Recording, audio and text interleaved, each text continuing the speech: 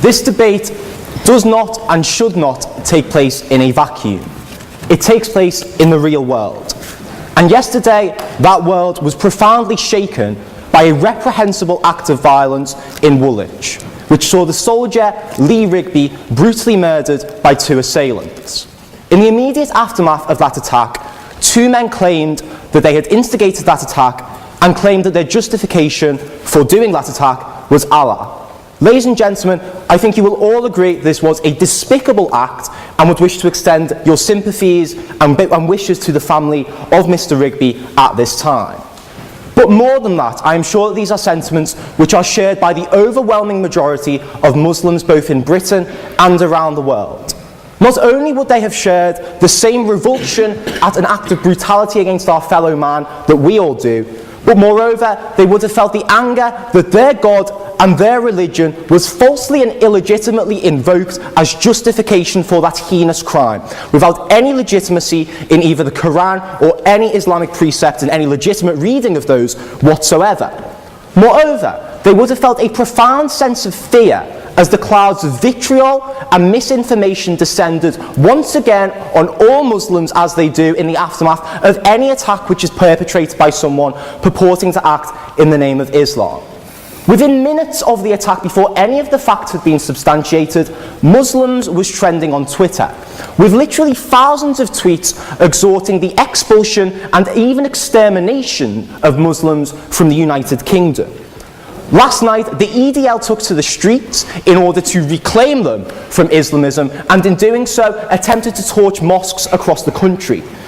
Popular media, newspapers and TV channels, before rushing to characterize these men as fanatics or maniacs, sought to characterize them as Muslims. Ladies and gentlemen, the victims of any terror attack are not confined to those who are directly and physically affected by it. The victims of a terror attack are all those who feel insecure, victimized, and fearful as a result of that attack. Ladies and gentlemen, the British Muslim community were the victims too of yesterday's attack. That is the context in which tonight's debate occurs, ladies and gentlemen. And that is why it is more important than ever that you refuse to buy into the voices of fear and hate and confusion which seeks to cast the fundamentally peaceful religion of Islam as a violent one.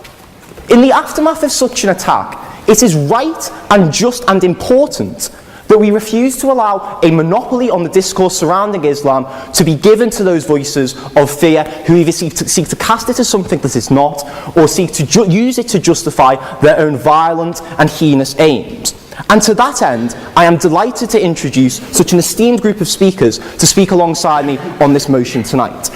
On the proposition, I am joined by Adam Dean, an international public speaker and broadcaster who has been speaking and researching and working in the field of Islamic apologetics for almost a decade now.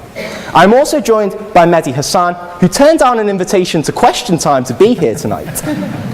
He's a former PPEist here at Oxford and now the political director of the UK Huffington Post.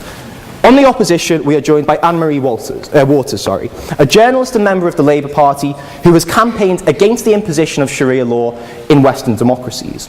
We're also joined next to her by Daniel Johnson, who, like me, studied modern history, but unlike me, is now the editor of a right-wing journal. Finally, we are joined by Peter Atkins, a former professor of chemistry who is frequently, here at Oxford University, who has frequently provided a scientific critique of religion. And I'd like to say to everyone speaking in tonight's debate, and forgive me if I mispronounce, Assalamu alaikum, the universal Islamic greeting, may peace be upon you. Now, for the duration of my speech, I'm going to do 3 things. First of all, I'm going to set out the parameters and the confines in which this debate should occur. Secondly, I'm going to give you a positive justification for the consideration of Islam as a religion of peace. And finally, I'm going to tell you what it would mean for you to vote in favour of the proposition tonight and why that's something that you should definitely do. So first of all, in terms of setting the parameters for this debate. Because both Islam and both peace mean lots and lots of different things to lots and lots of different people. Even at this preliminary stage, I think that's why we should be very wary about refusing to allow Islam to be characterised as peaceful and allowing a hegemony over what Islam can and cannot be to any group in society at all. When we're speaking about peace, we're broadly speaking about, I'd like to invoke a metaphor used by Martin Luther King, which was to say that peace is not just the absence of violence, but the presence of justice. Now, in order to be able to cast Islam as not being a religion of peace and not conforming to those tenets, it's not just enough to cite individual actions or individual scripture. What opposition have to prove to you is that there is something fundamental to the character of Islam which prevents it from being cast as peaceful, and indeed that Islam has to be diametrically opposed to peace. It is not enough for them to cite the actions of individual extremists who invoke the name of religion for their own goals in all religions. We can point to the example of the Lord's Resistance Army in Uganda, who claim the name of Christianity for their atrocities, and the actions of people like Baruch Goldstein, who attacked the Cave of the Patriarchs in the 1990s in the name of Judaism. All around the world and in all religions, people often seek to illegitimately hijack the name of that faith for their own violent and maniacal ends. Ladies and gentlemen, the actions of those people tell us absolutely nothing whatsoever about the character of the religion they invoke, and tell us everything about the individual and the individual alone. Moreover, it is not enough for them to cite individual pieces of scripture out of context which may lend themselves to warlike rhetoric within the Quran. First of all, such exhortations exist within any religious doctrine, but moreover, to do so ignores the contemporary context in which the Quran was dictated in a state of total war in the 7th century. Scriptural analysis is something that my colleague is going to talk about in more detail.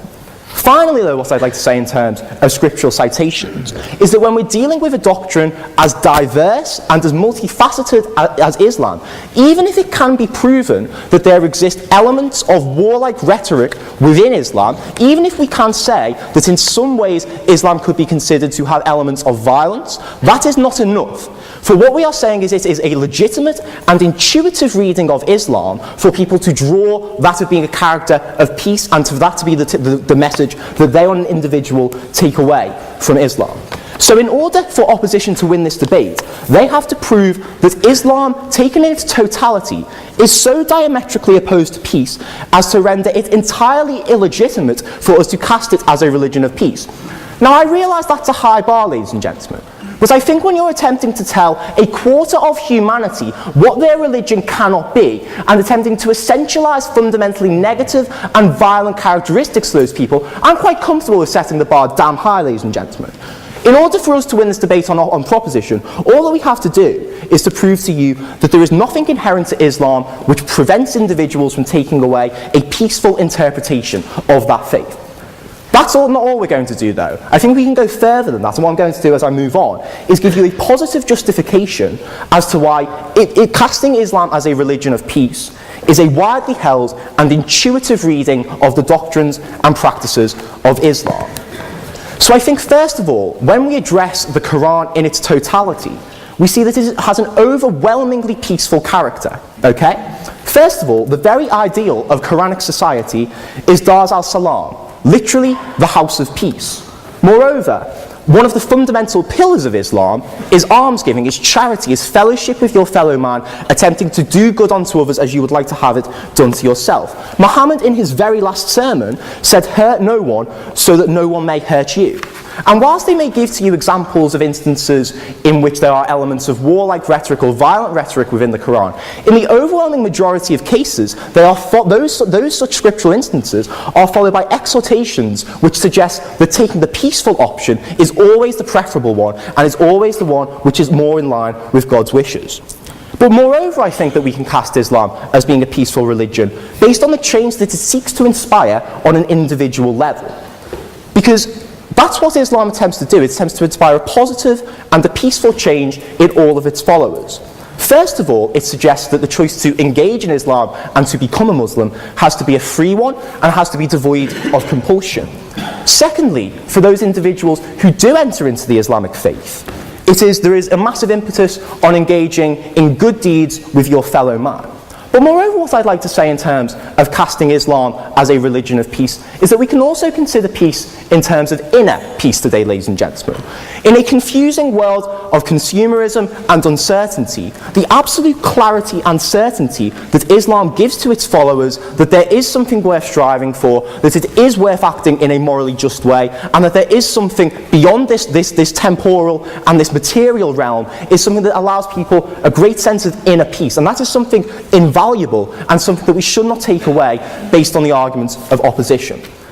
Now finally, I'd like to tell you what it would mean for you to vote with the proposition in tonight's debate. Because I told you at the start this debate doesn't occur in a vacuum. Now even if we were to ignore the horrific events of yesterday, in a post-9/11 landscape, what we have witnessed is a decade-long surge of violence, aggression, and human rights abuses directed at Muslims, which have been justified by a sustained demonization campaign. When the Western media and when mainstream media is looking for a voice of Islam, they do not seek out the moderate voices, they do not seek out the reasoned voices, they seek out angry men with hooks, ladies and gentlemen. They seek out people who are setting fire to effigies. There has been a deliberate distortion in the actions of the media in the post-9/11 and post-7/7 world, which has been internalised by many people in society. That's why in the aftermath of yesterday's attacks, Twitter went absolutely mental with people suggesting that we should kill all the Muslims. That's literally something that was retweeted thousands and thousands of times. But what I'd like to say, ladies and gentlemen, is that in the coming days, that's the sort of rhetoric that's going to be predominating in the media. That's the sort of rhetoric that's going to be directed at each and every one of you. And if you vote with the opposition tonight, you're buying into that rhetoric. You are telling people who follow the Islamic faith, you are telling Muslims what their religion can and cannot be, and that it must not be peaceful and must be violent. That is something which essentializes, and that is something that marginalizes. When you walk out that door tonight, you've got a choice between love and hate, between embrace and rejection, between peace and conflict. I hope you make the right choice.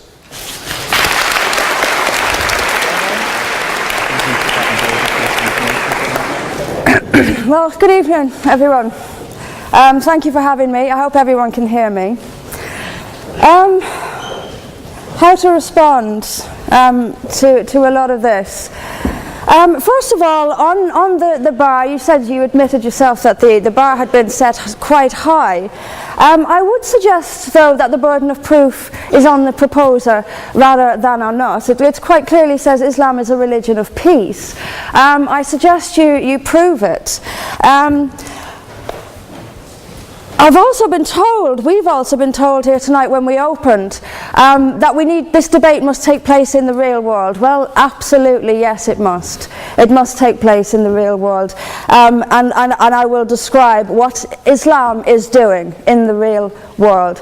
We can sit and we can debate theocracy day in, day out. We will never agree. We can debate, is there a God, isn't there a God, is the Quran real, isn't it? None of it actually matters. What matters is what happens in the real world, as my opponent quite rightly said. My side of the argument is regularly told that we've heard it again tonight, we were described somewhat as hate. We were told that we are demonizing Islam, whipping up fear of Islam. Not the first time I've been accused of this, probably won't be the last. But let me just say, and let's take this into the real world as we've been advised to do, let me tell you what actually whips up fears of Islam. We take it from the top: 9/11, the London Underground bombings, Madrid, Mumbai, Mali, Bali, northern Nigeria, Sudan, Afghanistan, Saudi Arabia, Iran, Yemen, Pakistan, death for apostasy, death for blasphemy, death for adultery, death for homosexuality, gender segregation, gender discrimination, unequal testimony between men and women in legal proceedings, child marriage, amputations, beheadings, imprisonment for being raped, anti-Semitism, burqas, execution, as I've said, for this, that and the other, the slaughter of Theo van Gogh on the streets of Amsterdam, death threats on the streets of London, butcher those who insult Islam, Muslim patrols in East London telling people they are entering Sharia controlled zones, polygamous marriages, marriage not requiring the consent of the bride. This is what causes fear of Islam. It is not me, it is not my colleagues on this side. What information on that point? If Islam and Muslims are responsible for the Muslim patrols, I'm not finished. I'm not. No, I'm not. I mean, let me speak on. But the point is that it is not I or my fellow debaters on this side who are causing fear of Islam. It is the actions of Muslims that are causing fear of Islam. That is the real world. That is where we actually live. Then we'll be told that this is just the extreme fringe of Islam. Well, let me have a look at Saudi Arabia. Saudi Arabia is the birthplace of Islam, the custodian of its holy sites. In Saudi Arabia, a woman is not allowed to drive. She is not allowed to leave the house without a mahram. She is not allowed to vote, although they've been incredibly generous by allowing some votes in the next elections. This is apparently the extreme fringe of people are executed for blasphemy, executed for apostasy. In Saudi Arabia, the birthplace of Islam, we'll be told that's the extreme fringe of Islam. No, it is not. Calling Saudi Arabia the extreme fringe of Islam is like calling the Vatican the extreme fringe of Catholicism. Sorry, it just doesn't work. Then we'll be told that we've misunderstood. Violent Muslims have misunderstood. Saudi Arabia has misunderstood. Iran, which stones people to death for adultery, has misunderstood. Yemen, which marries children at the age of 9, has misunderstood. Has there ever been a more spectacularly misunderstood religion than Islam? It seems that these nations who apply it as their laws, nations which have the Quran as their constitution, innumerable nations, where there is no free speech, where there is no freedom of religion, they've all got it wrong. They've all got it wrong. It's quite a spectacularly misunderstood religion.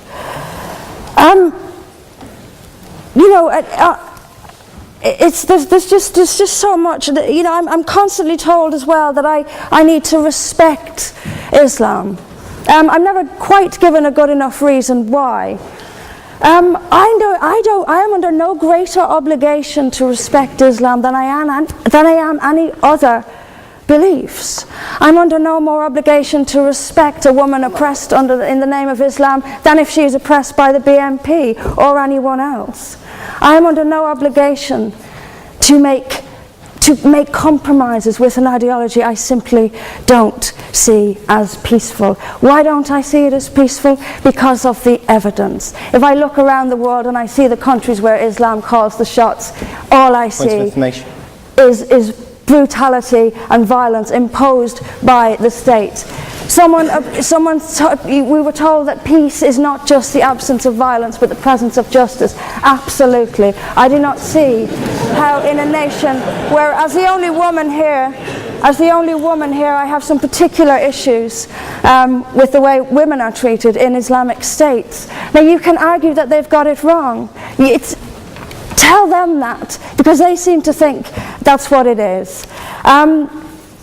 Yes, I mean, there's so much to say about it, but is there a peaceful Islam? Yes, there is. It's in the hearts of peaceful Muslims. Unfortunately, though, there's also a rather more objective Islam, and peaceful Muslims have to do some really rather creative interpretation, like the command to beat her. I've seen Muslim women. I didn't stand up for you. You're allowed to. Well, I didn't.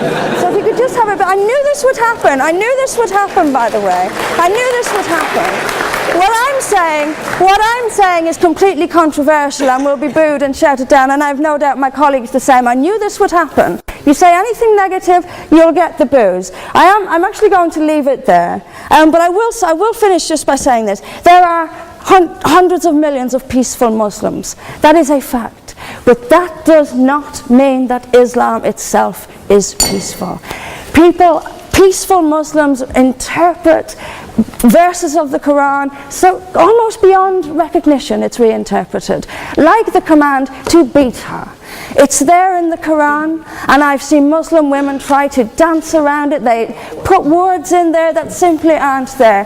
That's what it says beat her. And in the countries where the Quran calls the shots, that is exactly what they do. This is not peace. This is not justice. Islam is not a religion of peace, as the evidence shows us. Thank you.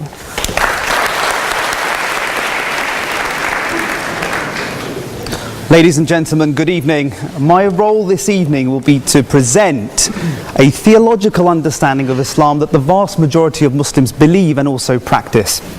Now, it's quite easy to assume from the sensationalist headlines that the very idea of speaking about Islam and peace seems nonsensical. After all, a week doesn't go by without an extremist Muslim hitting the headlines. And this evening, our esteemed speakers arguing for the opposition are going to paint this sinister picture, referring to the usual polemics, and we had a taste of that so far. But what I would say is that in order to assess the debate this evening effectively, we must distinguish the Muslim, the imperfect practitioner, from Islam, the spiritual message and the ethical ideals they're meant to adhere to. And also what I would say is that we must allow Islam to define itself, not Saudi Arabia, not all these horrible places that were mentioned. We must allow Islam to define itself and also assess how Islam views itself in entirety. So this evening, in support of the proposition, I want to put forward 2 points. The first is that the entire corpus of the spiritual teachings abhors violence and places primacy on the very values that underpin peaceful coexistence. Now, before we entertain the topic, it's important that we define the terms at hand. Often when we speak of peace, what we mean is the absence of violence, the cessation of hostilities. And yet, when we look at locations where peace agreements have been signed, it is clear that the end of conflict does not in and of itself bring about peace. Tensions, hostilities, discrimination, hate can subsist in these situations even though there is this thing called peace, namely in the sense that there is absence of conflict. Thus, philosophers reflecting on peace on the concept of peace, distinguish between negative peace, which is the absence of war, and positive peace. Now, positive peace seeks to bring about those conditions that resolve those underlying factors that bring about conflict and also violence. Betty R. Reardon, for example, identifies that justice is a central concept of positive peace. She says, justice, in the sense of the full enjoyment of entire range of human rights by all people, is what constitutes positive peace. Ladies and gentlemen, if we approach the Quran, if we approach the Islamic teaching fairly and objectively, what we will find is that there is a golden thread that runs throughout the entire fabric of the message, and that is justice. That is justice, ladies and gentlemen. The one who engages with the Quran objectively and fairly is confronted with the many, many verses, approximately 50 verses talking about justice. Here's one. O you who believe, uphold justice and bear witness to God, even if it is against yourselves, your parents, your close relatives, whether the person is rich or poor. Refrain from following your desires so that you can act justly. On the topic of positive peace, many writers have argued that in order to have positive peace, this profound level of peace, there must be harmonious relationships with the individual and the other, and groups. And what is outlined here is that, and something that Matthew also mentioned, is that we have something called inner peace. That the individual must have peace within themselves. And this is precisely why Islam does not just avoid violence, but it also lays a foundation for a profound societal peace, premised on the idea of individual discipline, cultivation of qualities deemed essential for coexistence: humility, control of anger, kindness, empathy, and compassion. So what we find, like all great traditions, Buddhism, Judaism, Christianity, Islam as well, instills in the believer those qualities that are important for coexistence. Point number 2, that the Islamic injunctions pertaining to war are ethically and morally justified. Now, an often criticism of Islam not being a religion of peace, some argue that it can't be a religion of peace because the Quran entertains verses of violence. It talks about entering into war and so forth. But the problem with this objection is that it simply lacks any merit because it presupposes pacifism. And if the opposition want to take that line of attack, they must demonstrate this evening that pacifism is morally justified. They must demonstrate that. Let's not be fooled this evening. That needs to be demonstrated. And I would argue that pacifism is a morally indefensible position, the idea of showing blindness to conflict and at the expense of upholding justice. Now, Islam is compatible with violence, but it is not identical to violence, which is often put forward by Islamophobes and Islam critics. The Quran warns against an enthusiasm for war. Often, what we find is that these verses that the Quran speaks about, warning against war, are completely ignored. The Quran says, fighting is prescribed for you, though you may dislike it. Now, this aversion to fighting is seen as a virtue, but it must not manifest into moral cowardice. It must not manifest into moral cowardice. So what we find is that the Quran is unequivocal about oppression. We must not show a blindness to other people's suffering, a moral imperative which underpins a profound ethics of peace. Thus, the virtue of an aversion to violence, fighting, is superseded by the virtue of upholding justice.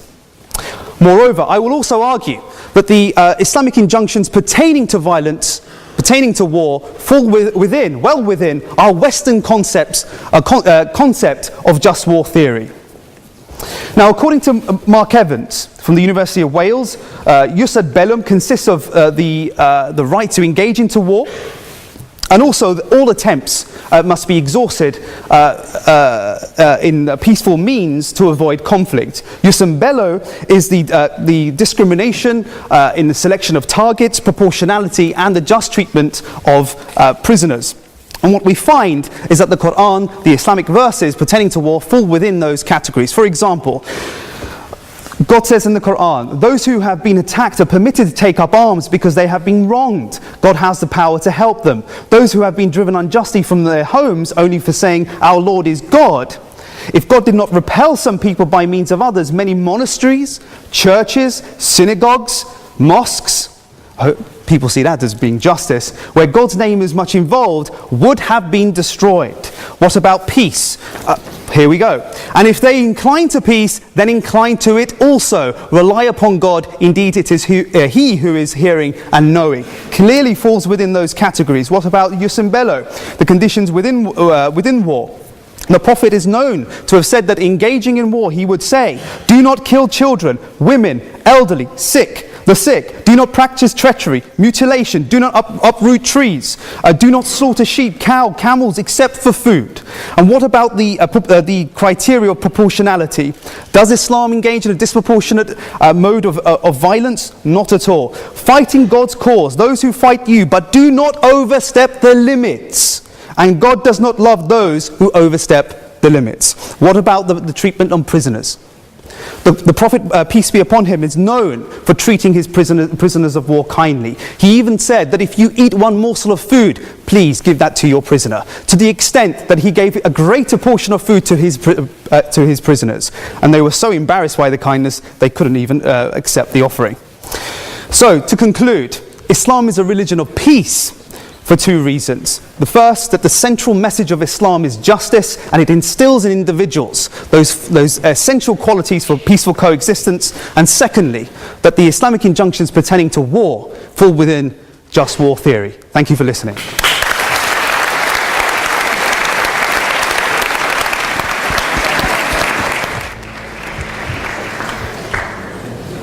Ladies and gentlemen, I very nearly decided not to come today. Yesterday, a British soldier was decapitated in cold blood on the streets of London by Islamists shouting Allahu Akbar. One of them told the British public, "You people will never be safe."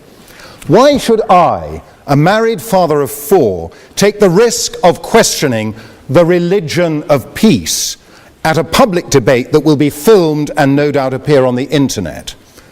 I have met Ayaan Hirsi Ali, who was forced to live in hiding and then to leave Europe after her friend Theo van Gogh suffered the same fate as the soldier in Amsterdam. I have met the historian Benny Morris, who was assaulted outside the London School of Economics by Muslim students merely because he was an Israeli. I have British friends who have been forced to move to a secure gated refuge because of similar threats. But I have come precisely because I do not want to live in fear in a free country, our country. I do not want this great university, our university, to become a place where academics are intimidated. I do not want free speech to die in the land that gave this most precious of liberties to the rest of the world, including many of the 56 states that call themselves Islamic. I do not want Muslim women to endure domestic tyranny. The Pew survey reveals that more than 90% of the world's 1.5 billion Muslims believe that wives must always obey their husbands. 90%. Earlier today, I attended the funeral of a dear friend, Professor Geza Vermes, a man whose remarkable career shows what freedom means and why we must fight to preserve it here in Oxford. It was only because he, unlike his parents, survived the Holocaust in Hungary that he ever came here to found the discipline of Jewish studies. Geza was hidden from the Nazis by the church and after the war became a Catholic priest. But later he criticized the church's attitude to the Dead Sea Scrolls, which he insisted should be made available to the academic world regardless of their implications for the origins of Christianity. Indeed, he became a leading expert and was the first to translate them into English. Later, he left the priesthood to get married and decided to revert to his Jewish roots. Here in Oxford, Geza began to investigate what he called the Jewish Jesus, not the Son of God or even the founder of Christianity, but a charismatic Jewish preacher. Geza challenged Christian orthodoxy at every point, though just before he died he also shocked Orthodox rabbis by showing in an article for Standpoint, the not very right-wing magazine that I edit, that crucifixion had been used by Jewish rulers as well as Roman ones. With a foot in both Jewish and Christian camps, but beholden to neither, Geza enlarged our knowledge of the world of Jesus more than anybody else in our time. I've dwelt on his career, the career of Geza Vermes, for one simple reason. None of it would have been possible in any Islamic country. His change of religion would have been treated as apostasy, despite the fact that the Quran suggests only that an apostate will suffer in the next world. Under Sharia law, it is a capital offence, and many Muslim-majority countries do in fact impose the death penalty. The latest Pew survey suggests that a majority of Muslims around the world agree with this draconian punishment. Even worse in the eyes of Islamic authority was Geza Vermes' investigation of Jesus. If he had attempted to apply the same modern scholarly methods to the Prophet Muhammad in an Islamic country, he would certainly have been executed for blasphemy as a non-Muslim or for apostasy if he had been a Muslim. One recent example was a leading Islamic scholar in Sudan, Mahmoud Taha, who was executed for apostasy merely because he presented Islam as a religion of peace, drawing on Muhammad's more conciliatory sayings rather than the warlike doctrines he later adopted. Not only would an open-minded intellectual like Geza Vermes have no place in an Islamic country, but a university like Oxford, in which liberty of research into everything, including Islam, is not merely permitted but obligatory, could not exist. There are no universities in this sense in the Muslim world, and the academic study of Islam, and especially of its founder, has been greatly inhibited by the suppression of free intellectual inquiry. Now, how does this lack of free speech and inquiry bear on the question we are debating tonight? In my view, it is crucial. Islam has the potential to be a religion of peace. No, sorry, I'm not taking points of information. But it will need to evolve a great deal if it is actually to become a religion of peace. Islam cannot evolve unless Muslim authorities, both religious and secular, allow the freedoms we in the West take for granted. Freedom of speech, freedom of the press, freedom of conscience. Of course, these freedoms go together with other basic principles which are absent in those countries. Equality before the law, civil and political rights, constitutional democracy, economic liberty, the separation of church or mosque and state. All these ideas emerged in the West because the Judeo-Christian tradition has always evolved in classical and medieval, Renaissance and Enlightenment periods, and it is still evolving today. As a Catholic, I must acknowledge that it is only in my lifetime that the Church adapted its teaching on the Jews from enemies to brothers. And in order to ensure that the 1.2 billion Catholics could see that the Church banished anti-Semitism in its practice as well as its preaching, successive popes have gone out of their way to reach out to Jewish people. How very different is the situation in Islam. Where Jews and Christians have allowed the reinterpretation of the Bible, Muslim scholars have insisted that the Quran, as the unmediated word of Allah, cannot be reinterpreted. Despite this rigidity, Islam did evolve in its early centuries, but since the medieval period, it has undergone successive waves of fundamentalism intended to restore the faith to its original purity and to impose it, if necessary by force, on the rest of the world. We are living through such a wave today, which includes the Wahhabi and Salafist branches of Sunni and the Iranian-inspired Shia Islam. The overall name we give to these movements is Islamism, or radical Islam. Rather than emphasize the earlier, more pacific elements in Muhammad's teaching, such as his constitution of Medina, which granted equal rights to Jews, Christians and pagans, Islamists emphasize later doctrines, such as the division of the world into the Dar-ul-Islam and the Dar-ul-Harb, the House of Islam and the House of War. We are living apparently in the House of War. Or the draconian enforcement of Sharia law. Not content with the attempt to convert non-Muslims, Islamists stress the obligation to carry out jihad, understood to mean holy war, including terrorism. As we saw yesterday in Woolwich, or a few weeks ago in Boston, radical Islam is not only a threat in the Muslim world, but also here in our midst. It is, in fact, the most direct threat to Western civilization in the world today. It is not enough, it is not enough for Muslim apologists to point to statements of regret after terrorist attacks. They have to acknowledge the truth about their own past and present, the discrimination and cruelty towards non-Muslims, women and slaves that have characterized Islam from its inception. Mehdi Hassan is an exception. In a brave and remarkable article in the New Statesman, he revealed what he called our dirty little secret, that anti-Semitism in the Muslim community is, quote, routine and commonplace, unquote. It was brave because Muslims have reason to fear reprisals when they speak out, and it was remarkable because most Muslims are in denial, encouraged by the pernicious notion of Islamophobia. Because of that notion, the police and other authorities were in denial about the rape and exploitation of girls here in Oxford, an evil that was only exposed at their recent trial.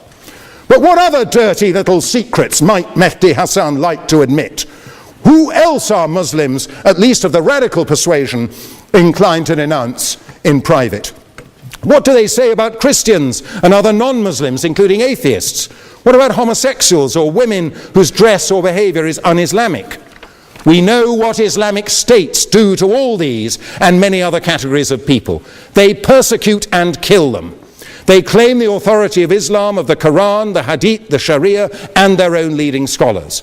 I know there are other scholars who defy the Islamists. I had the honor of meeting the late Zaki Badawi, the founder of the Muslim College, who fought against the influx of Saudi-funded imams into British mosques, who fought for Muslim integration and who denounced the fatwa against Salman Rushdie. But, Badawi lost all these battles. His leadership role has been usurped by Tariq Ramadan, who occupies a chair here in Oxford. He comes from a very different tradition, that of the Muslim Brotherhood, the vanguard of Islamism. To be blunt, Professor Ramadan is an Islamist wolf in sheep's clothing. Beware of him. A religion of peace has to practice what it preaches. I'm almost done. You only have to watch the news of persecution, war and terror from the Muslim world and beyond to find that religion of peace rings hollow. Peace is not on offer to the rest of us except at a price that is unacceptable. The price of submission to the Islamists who increasingly dominate their fellow Muslims across the globe. One of the Woolwich terrorists told onlookers he had committed his carnage because he wanted to bring our troops back so we can all live in peace. Our troops? He had just butchered one of them. That is not only murder, that is treason. Until it is purged of the radicals who preach in its name, until we can feel safe on our streets again, Islam does not deserve to call itself a religion of peace. I urge you to oppose this motion.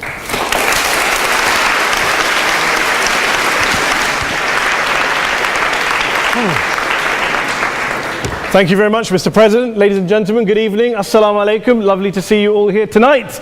We are having a very entertaining night, are we not, with some very interesting things being said from the other side of the house tonight. Let me begin by saying, as a Muslim, as a representative of Islam, I would consider myself an ambassador for Islam, a believer in Islam, a follower of Islam and its Prophet. So in that capacity, let me begin by apologizing to Anne-Marie for the Bali bombings. I apologize for the role of my religion and me and my people, for the killing of Theo van Gogh, for 7/7. Yes, that was all of us. That was Islam, that was Muslims, that was the Quran. I mean, astonishing claims to make in the very first speech tonight, on a day like today, where the Conservative Prime Minister of the United Kingdom is having to come out and point out that these kind of views are anathema. And I believe you're trying to stand for the Labour Party to become an MP in Brighton. If you do, and you make these comments, I'm guessing you'll have the whip withdrawn from you, but then again, UKIP's on the rise, they'll take you, the BNP, they might have something to say about your views. This is what Mehdi Hassan always does. By the way, just on a factual point, since we heard a lot about the second speaker, about how backward we Muslims all are, on a factual point, you said that Islam was born in Saudi Arabia. Islam was born in 610 AD. Saudi Arabia was born in 1932 AD. So you were only 1,322 years off. Not bad? Not bad start there. Talking of maths, by the way, a man named Al-Khawarizmi was one of the greatest mathematicians of all time, a Muslim, worked in the golden age of Islam. He's the guy who came up with not just algebra, but algorithms. Without algorithms, you wouldn't have laptops. Without laptops, Daniel Johnson tonight wouldn't have been able to print out his speech in which he came to berate us Muslims for holding back the advance and intellectual achievements of the West, which all happened without any contribution from anyone else other than the Judeo-Christian people of Europe. In fact, Daniel David Levering, the author of the Pulitzer Prize-winning historian and author of The Golden Crucible, points out that there would be no Renaissance, there would be no Reformation in Europe without the role played by Ibn Sina and Ibn Rushd and some of the great Muslim theologians, philosophers, scientists in bringing Greek texts to Europe. As for this being our university, I will leave that to the imagination as to who is our and who is there. I studied here too. An astonishing set of speeches so far making this case tonight. A mixture of just cherry-picked quotes, facts and figures, self-serving, selective, a farrago of distortions, misrepresentations, misinterpretations, misquotations. Daniel talked about my article in the New Statesman, which got me a lot of flack, where I talked about the anti-Semitism that is prevalent in some parts of the Muslim community, which indeed it is. Of course, I didn't say in that piece that it was caused by the religion of Islam. In fact, modern anti-Semitism in the Middle East was imported from, finish the sentence, Judeo-Christian Europe, where I believe some certainly bad things happened to the Jewish people. In fact, Tom Friedman, Jewish-American columnist in the New York Times, told me in this very chamber last week that he believed, had Muslims been running Europe in the 1940s, 6 million extra Jews would still be alive today. So I'm not going to take lessons in anti-Semitism from someone who's here to defend the Judeo-Christian values of a continent that murdered 6 million Jews. Moving swiftly on. Yes. Absolutely. Well, I'm about to make that point. No, I'm about to make that point. You're right. I agree with you. I agree with you. I agree with you 110%. That is my point. I don't think Europe is evil or bad. I'm a very proud European. I don't want to judge Europe on that basis, but if we're going to play this gutter game where we pull out the Bali bombing and we pull out examples of anti-Semitism in the Islamic community, then of course I'm going to come back and say, well, hold on. I mean, look, let's be very clear. Daniel here was a last-minute replacement for Douglas Murray, who had to pull out. And Douglas and I have a well-documented differences, but to be fair to Douglas, as to be fair to Anne-Marie and to Peter, atheists. Atheists see all religions as evil, violent, threatening. What the problem I have with Daniel's speech is that Daniel comes here to run this robust defense of Christianity, forgetting that his fellow Christians, people who said they were acting in the name of Jesus, gave us the Crusades, the Spanish Inquisition, the anti-Jewish pogroms, European colonialism in Africa and Asia, the Lord's Resistance Army in Uganda, not to mention countless arson and bomb attacks on abortion clinics in the United States of America to this very day. I would like a little bit of humility from Daniel first before he begins lecturing other communities and other faiths on violence, terror and intolerance. But, no thank you. Some water. But I would say this, to address the gentleman's very valid point here, I'm not going to play that game. I don't actually believe that Christianity is a religion of violence and hate because of what the LRA does in Uganda or what Crusaders did to Jews and Muslims in Jerusalem when they took back the city in the 12th or 13th or whatever century it was. I believe that Christianity, like Islam, like pretty much every mainstream religion, is based on love and compassion and faith. I do follow a religion in which 113 out of the 114 chapters of the Quran begins by introducing the God of Islam as a God of mercy and compassion. I would not have it any other way. I don't follow a religion which introduces my God to me as a God of war, as some kind of Greek God of wrath, as a God of hate and injustice. Not at all. As Adam pointed out, you go through the Quran and you see the mercy and the love and the justice. And yes, you have verses that refer to warfare and violence. Of course it does. This is not a motion about pacifism. I'm not here to argue that Islam is a pacifistic faith. It is not. Islam allows military action, violence in certain limited contexts. And yes, a minority of Muslims do take it out of that context. But is it religious? We talked about Woolwich. Daniel and Anne-Marie have suggested that it's definitely religion that's behind all of this. Well, actually,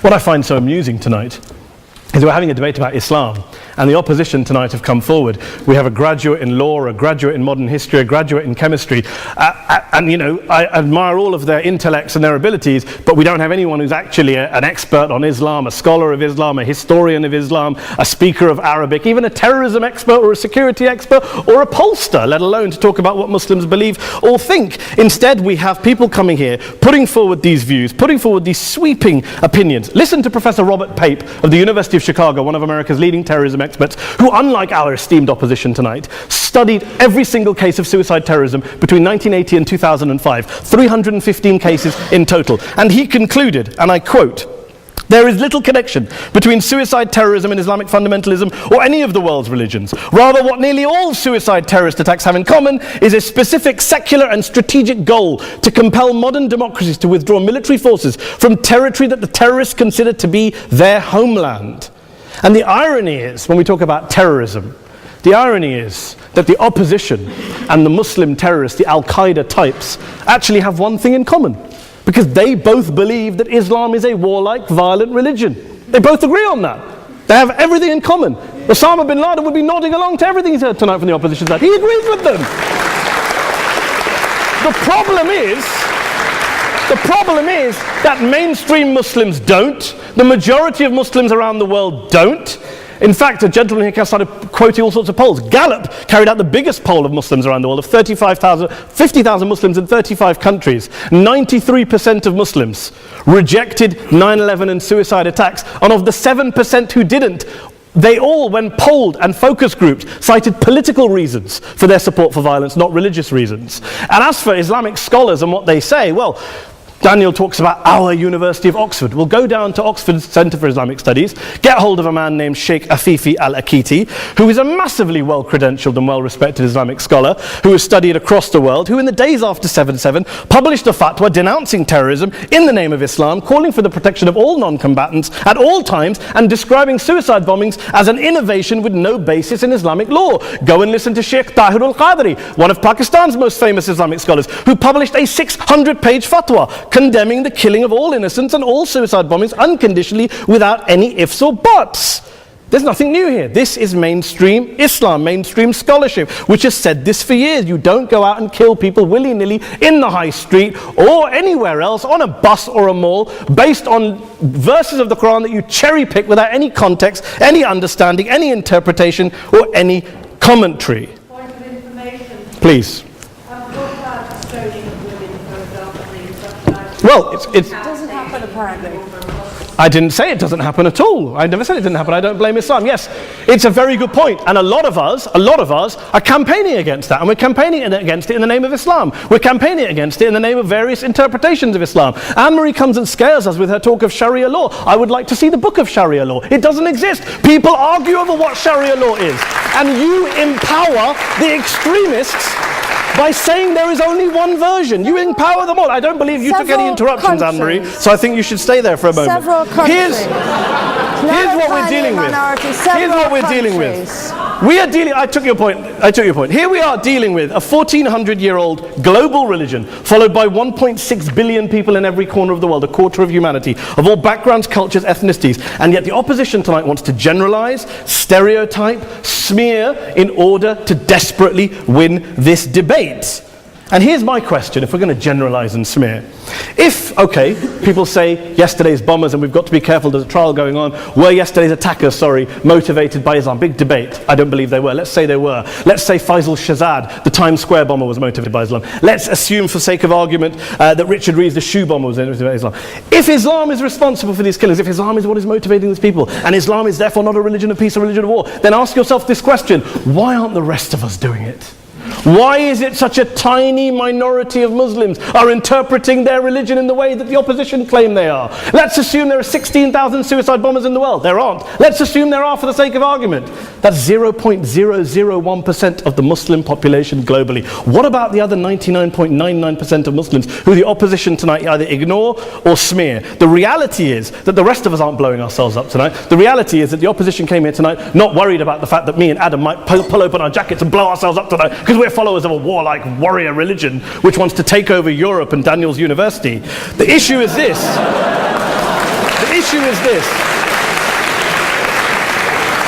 Unless the opposition can tell us tonight, and Peter Atkins is here, one of our great atheist intellectuals, can tell us tonight, they can answer this question tonight: why don't the vast majority of Muslims around the world behave as violently and aggressively as a tiny minority of politically motivated extremists? Then they might as well give up and stop pretending they have anything relevant to say about Islam or Muslims as a whole. Ladies and gentlemen, let me just say this to you. Think about what the opposite of this motion is. If you vote no tonight, think about what you're saying the opposite of this motion is. That Islam isn't a religion of peace, it's a religion of war, of violence, of terror, of aggression. That the people who follow Islam, me, my wife, my retired parents, my 6-year-old child, that 1.8 million of your fellow British residents and citizens, that 1.6 billion people across the world, your fellow human beings, are all followers, promoters, believers in a religion of violence. Do you really think that? Do you really believe that to be the case? They say that in the Oxford Union, the most famous debate was in 1933 when Adolf Hitler looked out for the result of the King and Country motion, where they voted against fighting for King and Country, and Hitler was listening out for the result. Well, tonight, 80 years on, there are two groups of people around the world who I would argue are waiting for the result of tonight's vote. There are the millions of peaceful, non-violent, law-abiding Muslims both in the UK, Europe, Asia, Africa and beyond, who see Islam as the source of their identity, as a source of spiritual fulfillment, of hope, of solace. And there are the phobes, the haters, the bigots out there who want to push the clash of civilizations, who want to divide all of us into them and us and ours and their. Ladies and gentlemen, I urge you all not to fuel the arguments of the phobes and bigots. Don't legitimize their divisions. Don't legitimize their hate. Trust those Muslims who you know, who you've met, who you hear, who don't believe in violence, who do want you to hear the peaceful message of the Quran as they believe it to be taught to the majority of Muslims, the Islam of peace and compassion and mercy, the Islam of the Quran, not of Al-Qaeda. Ladies and gentlemen, I beg to propose this motion to the House. I urge you to vote yes tonight. Thank you very much for your time.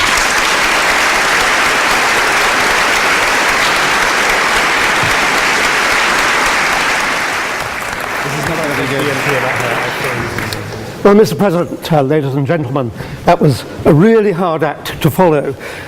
It is my duty, I think, this evening to try to respond to some of the challenges that have been put forward by the proposers, such as us not being particularly philosophical about the approach to Islam, us taking particular instances and ignoring the whole.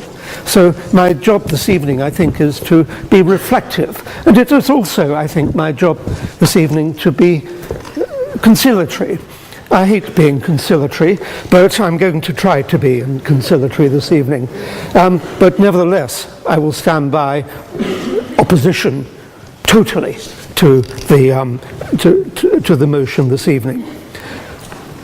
I'll begin by admitting that there is indeed a great deal of good in Islam, as we've heard from that side in particular.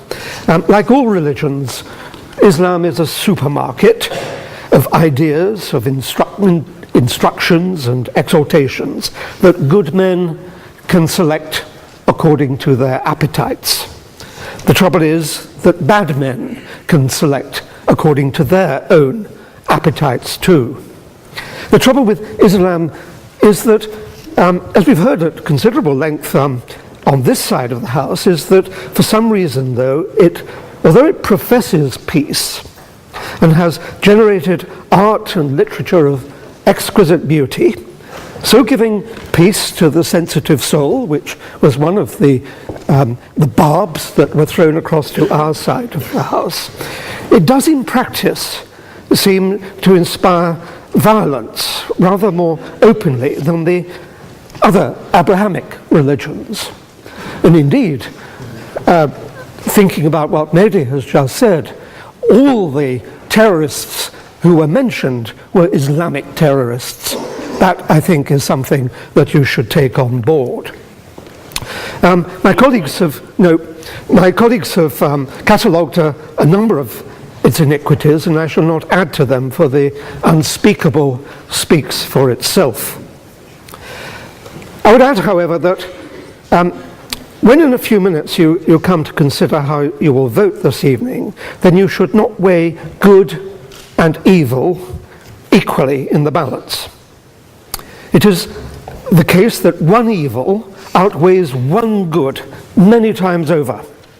For loss of life, inhibition of aspiration, barbaric punishment and imposition, and intellectual stifling cannot be assuaged by acts of hospitality, however generous. All the seas incarnadine cannot wash blood from a religion's hands by an act of piety. The evils will have destroyed a human life, as they did yesterday, and that life cannot be restored by charity. For every evil act inspired by Islam, even though the perpetrator is regarded by the rest of Islam as a deviant, 10, 100, or 1,000 inspired good deeds are not enough compensation. Now, as we've agreed, Islam seems peculiarly suited to the inspiration of violence. It's responding to your challenge earlier this evening at the beginning of the debate. It's appropriate to explore why. For then, no, I can't.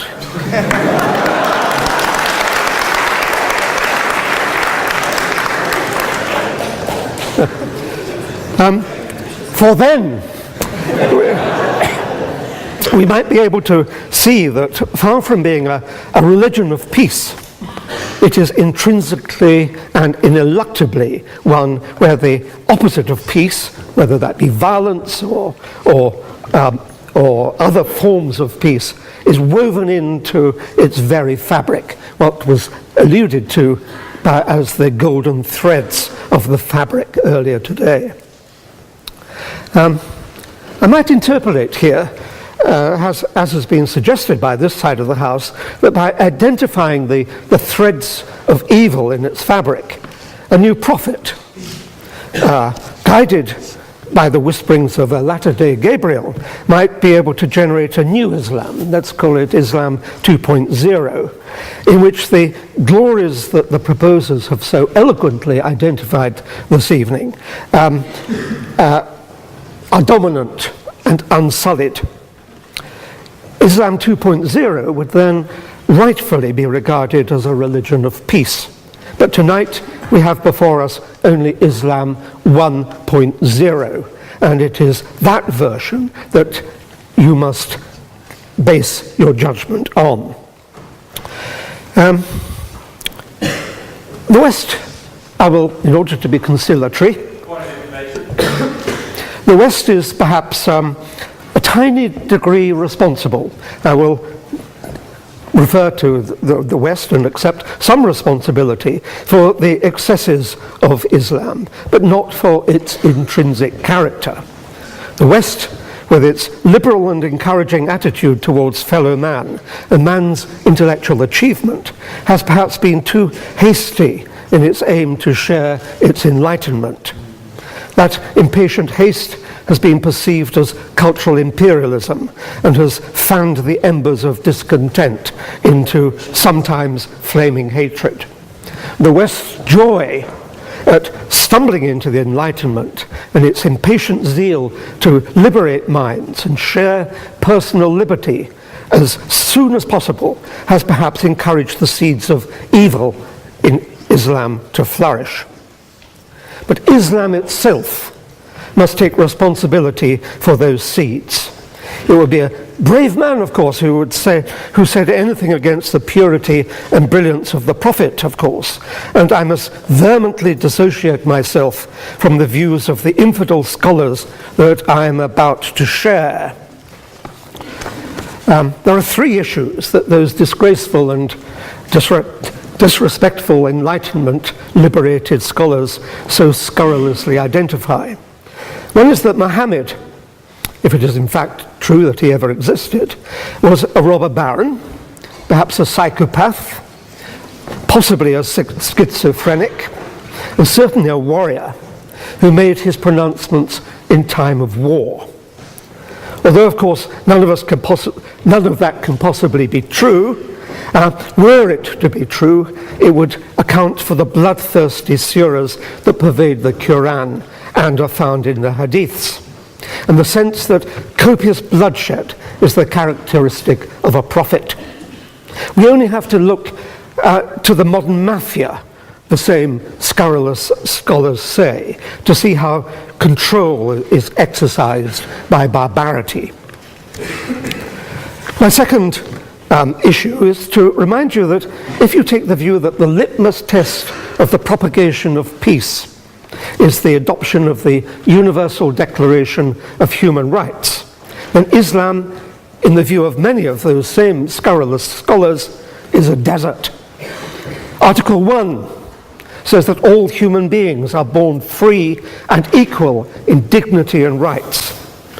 Islam, think of the misogyny of Islam.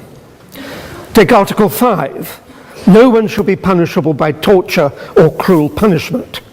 Contrast that with Islam's indulgence in amputation, stoning, and flogging. Take Article 18. Everyone has the right of freedom of thought, conscience, and religion, and may choose their religion. Contrast that with the punishment for apostasy in Islam, which is death. Point of information. No. My third and final, and I think most important point, is that if you take the view that peace stems from a reflective ethics that acknowledges changing times, then Islam, based as it is on the frozen, unquestionable statements of the Quran, is wholly alien to intelligent, rational, reflective civilization. Point of information. Nope.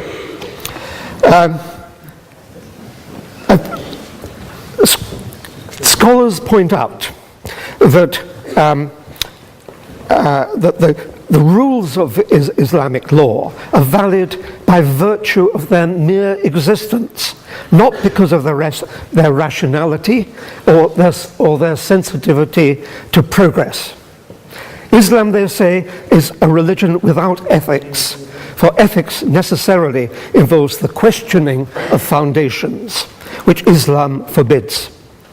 Ethics is intrinsic to good government, and good government is intrinsic to peace. Point of information. Strike away ethics, and it follows that you strike away the pursuit. Ethics as well as no peace. I'm not taking the point.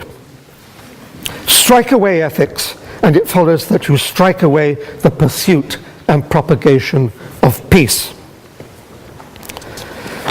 This evening you've seen both sides of a vision of Islam.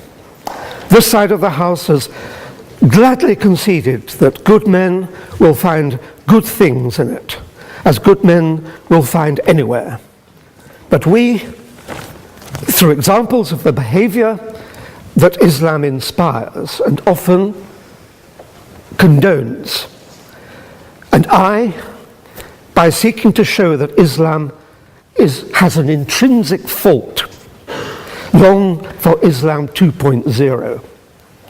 Islam 2.0, Islam's enlightenment, will have an emphasis on humanity, subtlety, harmony, and reason, and be virtuous. On that point, This evening, though, you are judging Islam 1.0, not Islam 2.0. By opposing the motion, you will be encouraging the emergence of what most of humanity really longs for, but which does not yet exist. Please, for the sake of humanity, oppose.